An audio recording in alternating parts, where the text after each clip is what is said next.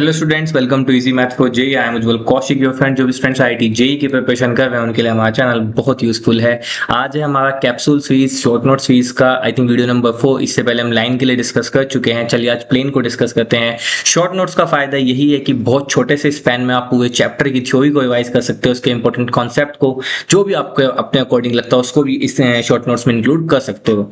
तो चलिए, प्लेन को डिटरमाइन करने के लिए हमारे पास कुछ फॉलोइंग कंडीशन होती है। द वेरी फर्स्ट कंडीशन, अगर हमें normal to the plane and its distance from the origin given हो तो हम इक्वेशन ऑफ प्लेन लिख सकते हैं। यानी कि अगर हमें जो प्लेन है उसकी डिस्टेंस ओरिजिन से और ओरिजिन से अगर उसका नॉर्मल हमें गिवन हो प्लेन के लिए तो हम उसकी फॉर्म लिख सकते हैं। दूसरा, अगर हमें it passes through a point and its perpendicular to a given direction, this is something relatable with the line. Line में भी ऐसी था ना कि अगर कोई पॉइंट, लाइन जो किसी एक पॉइंट से पास करती है और पैरेलल है किसी दूसरी लाइन के, तो हम i equal to a plus lambda भी लिखते थे। यहाँ पे है कि अगर वो पास करता है एक पॉइंट से and it is perpendicular to a given direction तो हम प्लेन की इक्वेशन को बता सकते हैं। And the third important as well, if it is passes through the three non collinear points. तो ये तीन कंडीशंस होती हैं किसी भी प्लेन को डिटरमाइन करने के लिए। पहला, ओरिजिन से उसका distance in the normal plane given हो। दूसरा, वो किसी एक पॉइंट से पास करता हो। दूसरा, परपेंडिकुलर हो किसी डायरेक्शन के।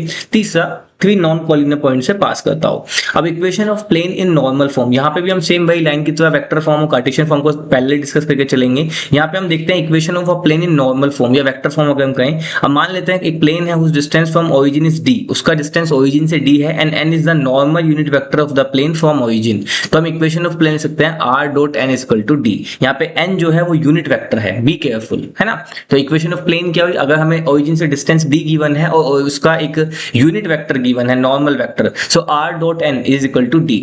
जैसे यहाँ पे क्वेश्चन है कि find the equation of plane which is at a distance of 2/√7 from origin and its normal vector from origin is this. तो देखो यहाँ पे हमें डिस्टेंस d गिवन है और यहाँ पे हमें जो वेक्टर है, नॉर्मल वेक्टर है ओरिजिन से, वो गिवन है। बट यहाँ पे यूनिट नहीं, यूनिट नॉर्मल वेक्टर नहीं गिवन है, तो इसलिए हमने पहले इसका यूनिट वेक्टर निकाला। So r dot n is equal to d। तो ये होती है हमारी equation of plane in vector form. चलिए अब दूसरा यहीं पे डिस्कशन लेते हैं, इक्वेशन ऑफ अ प्लेन। ठीक है, तो यहाँ पे हम देखते हैं equation of a plane. Just 1 second. Fine. So यहाँ पे हमें गिवन है equation of a plane in normal form. अब जैसे हमने वहां पे वेक्टर फॉर्म देखी थी तो उसी तरह से हम यहाँ पे क्या देखते हैं, नॉर्मल फॉर्म देखते हैं, कार्टेशियन फॉर्म। नॉर्मल फॉर्म की पहले हमने वेक्टर फॉर्म देखी थी, अब कार्टेशियन फॉर्म देखते हैं। जैसे L M N with the direction cosine of N. देखो जो एन वेक्टर वहां पे गिवन था ना, अब उसके डायरेक्शन कोसाइन हमें गिवन है, तो एन वेक्टर को हम कह सकते हैं L I plus M J plus N K. Then the equation of plane is L X plus M Y plus N Z is equal to D. तो यही होती है इक्वेशन ऑफ प्लेन।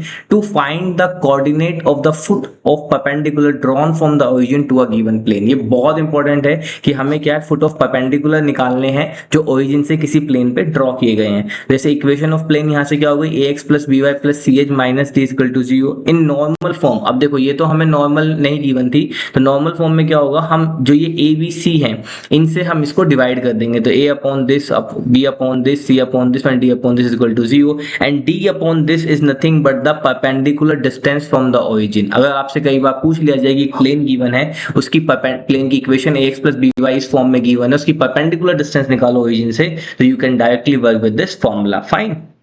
आगे आता है equation of OP passing through O and direction ratio है same as the normal of plane. So OP क्या होगा, परपेंडिकुलर होगा प्लेन पे। भाई यहाँ पे अगर हम परपेंडिकुलर डिस्टेंस की बात करें तो OP क्या होगा, नथिंग बट परपेंडिकुलर होगा। और हम जानते हैं कि अगर OP परपेंडिकुलर है इस प्लेन पे तो x माइनस 0 यानी कि इस लाइन की इक्वेशन क्या होगी फिर, x माइनस 0 यानी कि 0 0 से पास होती है अपॉन उसका डायरेक्शन कोसाइन। तो a upon this, y upon this and z equal to this equal to lambda, where lambda equal to this. ठीक है, चलिए आगे चलते हैं। Equation of a plane perpendicular to a given vector n and passing through a point a।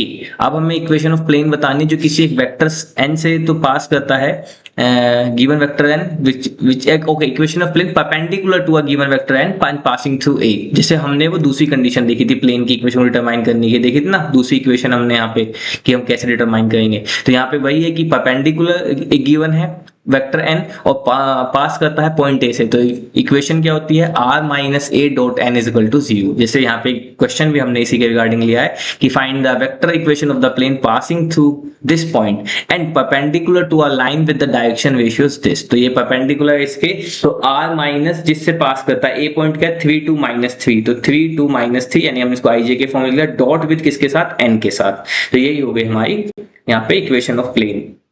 अब अगर इसका Cartesian form हमें गिवन हो, कार्टेशियन फॉर्म बहुत इंपॉर्टेंट है, कई बार हम यूज करते हैं कि ए अगर हमें x1 y1 z1 गिवन है, n जो है abc गिवन है, तो ax minus x1 plus b y minus y1 plus c z minus z1 equal to 0।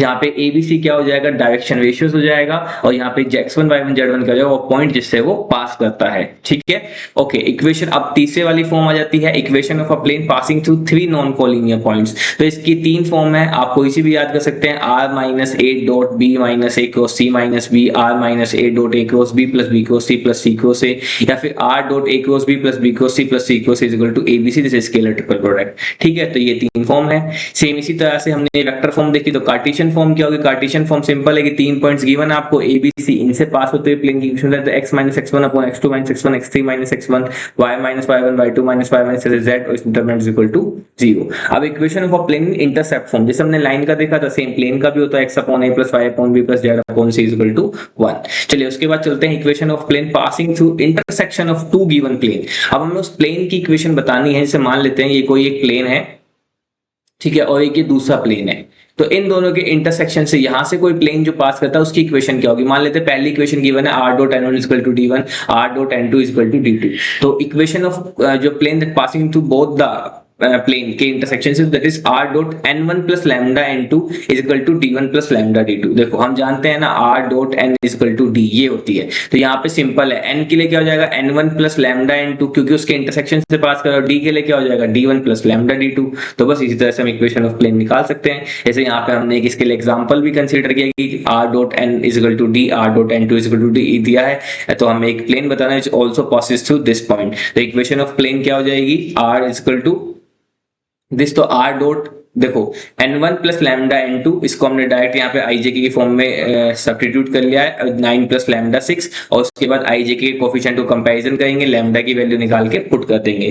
Cartesian form अगर हमें गिवन, तो कार्टेशियन फॉर्म बहुत सिंपल होती है। यहाँ पे कार्टेशियन फॉर्म क्या है, a1x plus b1 plus c1z plus minus d1, ये एक प्लेन गिवन है, ये दूसरा प्लेन गिवन है, nothing but this plus lambda this is equal to 0। ये होती है हमारी किसमें, जब हमें कार्टेशियन फॉर्म में गिवन, उसका हमने एग्जांपल भी यहाँ पे कंसीडर किया, इस एग्जांपल को आप देख सकते हैं। उसके बाद है कोप्लेनिटी ऑफ टू लाइन, कोई भी दो लाइन कब कोप्लेनर होगी, तो देखो लाइन की इक्वेशन क्या होती है, a plus lambda b1 a2 plus mu b2, तो this is a2 minus a1 dot b1 cross b2 equal to 0। ये कंडीशन है, बहुत इंपॉर्टेंट कंडीशन है। वेक्टर फॉर्म क्या होगी इसकी, वो भी हम देख लेते हैं। वेक्टर फॉर्म में क्या होगा, कार्टेशियन फॉर्म में x minus x1 upon l1 y minus y1, अच्छा हाँ ये तो थी वेक्टर फॉर्म जो हमें यहाँ पे एक निकाली है। इसकी कार्टेशियन फॉर्म क्या होगी, कार्टेशियन फॉर्म देख लेते हैं, that is x minus x1, second अगर ये हो सकता है तो मैं इसको ऊपर मूव कर देता हूँ, हाँ तो ये लिखा देता हूँ यहाँ पे कार्टेशियन फॉर्म, फाइन। सो ये हमारी cartesian form x minus x1 upon l1 y minus y1 upon m1 z minus z1 upon n2 equal to lambda 1। इस तरह से दूसरी गिवन है, तो कंडीशन की x2 minus x1 y2 minus z1 n2 minus n1 l1 m1 n1 l2 m2 n2 equal to 0, and this is our condition for coplanarity of two lines. अब आया angle between to plane, पहले भी हम देख चुके हैं angle between two line में r dot n is equal to d, r dot n2 is equal to d। तो किन्हीं भी दो प्लेन के नॉर्मल के बीच में जो एंगल बनता है वही उनको कहते हैं एंगल बिटवीन टू प्लेन। तो बस यहाँ पे हम नॉर्मल पे फोकस करेंगे, तो n1 dot n2 upon magnitude of n1 n2, फिर वही कंडीशन है, यही लिखा है मैंने, angle between plane is equal to angle between their normal. So if plane are perpendicular, यानी कि cos थीटा क्या हो जाएगा यहाँ पे 0 हो जाएगा। अगर प्लेन परपेंडिकुलर है, अगर दोनों प्लेन परपेंडिकुलर हैं, तो यानी कि cos 90 हम यहाँ पे लेंगे, तो cos 90 कितना हो जाएगा, 0 हो जाएगा, तो यानी कि n1 dot n2 is equal to 0। Cartesian form में सिंपल है, वही a1 a2 plus b1 b2 c1 c2 upon this. तो अगर लाइंस अगर प्लेन पैरेलल है तो ये कंडीशन ट्रू होगी। अब ये इंपॉर्टेंट आता है angle between a line and a plane. देखो लाइन गिवन है r equal to a plus lambda b, plane given है r dot n equal to d। तो लाइन और प्लेन के बीच में एक तो साइन से एंगल को दिखाते हैं, और देखो यहाँ पे जो डायरेक्शन बताता है वो b वेक्टर बताता है लाइन में, है ना। अगर आप देखोगे तो b वेक्टर बताता है, और यहाँ पे n वेक्टर बताता है, तो इन्हीं की हेल्प से हम डायरेक्शन बता पाएंगे। तो b dot n upon b, magnitude of b और मैग्नीट्यूड ऑफ n। अब our distance of a point from a plane, तो distance of a point pq from the plane r dot n equal to d is nothing but magnitude of d minus a dot n। Direct formula, इसको याद कर लीजिएगा। चलिए उसके बाद चलते हैं distance between two parallel plane. तो पैरेलल प्लेन है, तो यानी कि n वेक्टर क्या होगा, सेम होगा, तो उस कंडीशन में क्या होगा, d2 minus d1 upon n vector. अब आता है पॉइंट एंड प्लेन पे आते हैं। मान लीजिए आपको एक प्लेन गिवन है, ये पॉइंट गिवन है a, ये b a। तो s1 क्या है, अगर हम ये x1 y1 z1 इस पॉइंट प्लेन में पुट कर दें, s2 क्या है, अगर हम x2 y2 z2 प्लेन में पुट कर दें, तो ये कहता है कि अगर s1 0 है s2 0 है, both a and b line on the plane. Obviously बात है, अगर कोई पॉइंट प्लेन की इक्वेशन को सेटिस्फाई कर रहा है तो इसका मतलब वो प्लेन में लाई करता होगा। अगर उनका प्रोडक्ट इक्वल टू 0 नहीं आता है, तो none of A and B lie in the plane. ये भी बहुत ऑब्वियस बात है, उनका रखने पे 0 नहीं आ रहा तो इसका मतलब वो प्लेन में नहीं है। अगर ये 0 आ रहा है प्रोडक्ट तो कोई एटलीस्ट एक तो है, दोनों भी हो सकते हैं, कोई एक भी हो सकता है। अगर ये ग्रेटर देन 0 है तो both lie on the same side of the plane, और ये लेस देन 0 है तो both point lie on the opposite side of a plane. बहुत इंपॉर्टेंट कॉन्सेप्ट है, कई बार क्वेश्चन अराइज हो जाता है। उसके बाद आता है हमारे पास सबसे लास्ट और सबसे ज्यादा इंपॉर्टेंट कॉन्सेप्ट, जिस पे हर साल क्वेश्चन आता है, हर साल क्वेश्चन आता है, मैं इस पे लिख देता हूं, this is very important. Concept क्या है? Foot of perpendicular image and perpendicular distance of a point with respect to a plane. तो मान लेते हैं यहाँ पे कोई पॉइंट गिवन है ax1 y1 z1, और यहाँ पे हमें एक प्लेन गिवन है ax plus by plus cy plus d। हमें इसका परपेंडिकुलर डिस्टेंस निकालने को कहे, point of perpendicular foot of perpendicular निकालने को कहे, इमेज ऑफ पॉइंट निकालने के लिए कहे। सबसे सिंपल है, इस फॉर्मूले को याद कर लीजिए। फुट ऑफ परपेंडिकुलर क्या होता है? x minus x one upon a, y minus y one upon b, z minus z one upon c, minus of ax1 plus by plus z3 upon a square plus b square plus c square. यहाँ पे ध्यान रखिएगा, जब हम perpendicular distance की बात करते हैं तो हम यहाँ पे रूट लेते हैं, लेकिन इस वाले फॉर्मूले में यहाँ पे अंडर रूट नहीं है, तो इसको ही ध्यान रखिएगा। दूसरा, इमेज की बात करनी है तो सिर्फ एक माइनस सा चेंज आएगा। क्या चेंज आएगा माइनस सा? कि यहाँ पे ये -2 से मल्टीप्लाई हो जाएगा बस, ठीक है। और उसके बाद परपेंडिकुलर डिस्टेंस वही है, x1 plus by plus c plus d upon under root of this, जो मैं अभी आपसे बोल रहा था, ठीक है। तो यही कंप्लीट कॉन्सेप्ट है, कंप्लीट थ्योरी है प्लेन की। अगर आपको अभी भी कोई डाउट है, आपका कोई कंसर्न है, कोई सजेशन है, तो प्लीज अपने सजेशन को जरूर लिखिएगा कमेंट बॉक्स में। I really appreciate your suggestion. Thank you very much, be happy and thank you.